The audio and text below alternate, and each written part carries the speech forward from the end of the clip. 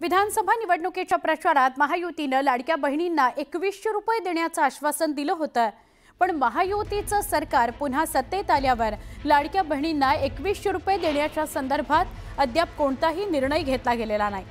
त्यामुळे 2100 रुपये कधी मिळणार याकडे लाडक्या बहिणींचं लक्ष लागलेलं आहे।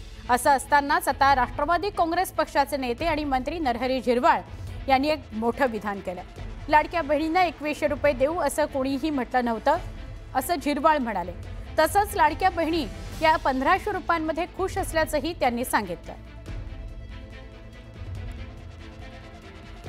2100 रुपये कोणी काही असं डिक्लेअर केलेलं नाही, हे द्यावेत।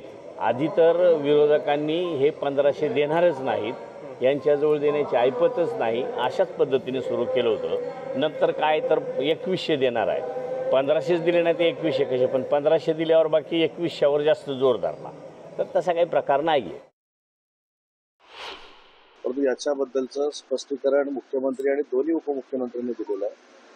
जो ज्याला आपण काय म्हणतो अजेंडा तयार करतो आपण निवडणुकीचा, किंवा आम्ही 5 वर्षामध्ये काय काय करणार आहोत हे सांगतो, ते 5 वर्ष त्याला अवधी असतो।